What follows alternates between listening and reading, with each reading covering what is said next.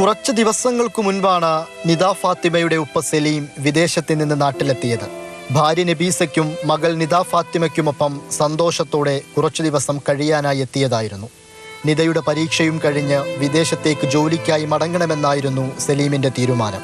പക്ഷേ അപ്രതീക്ഷിതമായി എത്തിയ ദുരന്തം മകളുടെ ജീവൻ കവർന്നു. സലീമിൻ്റെ ഉള്ളുപൊട്ടി. നിദയുടെ ഉമ്മ നബീസയും മകളുടെ ചേതനയറ്റ ശരീരം കണ്ട് വിങ്ങിപ്പൊട്ടി.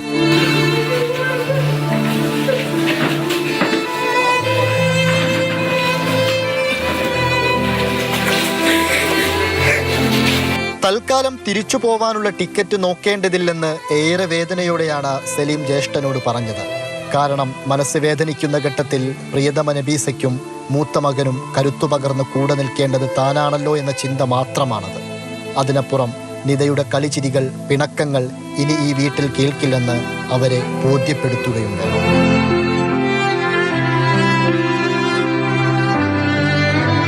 ഗൾഫിന്റെ മണമുള്ള പെട്ടിയിൽ നിന്ന് മിഠായി പൊതിയെടുത്ത് നിദ ഫാത്തിമ ആദ്യം കൈമാറിയത് തൻ്റെ കൂടെ മൺമറഞ്ഞ 3 കൂട്ടുകാർക്കുമായിരിക്കണം. ആ മിഠായി കഴിച്ച് നല്ല സ്വാദുണ്ടെന്ന് ഉപ്പയോട് പറയണമെന്ന് നിദ ഫാത്തിമയെ കൂട്ടുകാർ പറഞ്ഞ് ഏൽപ്പിച്ചിരിക്കണം.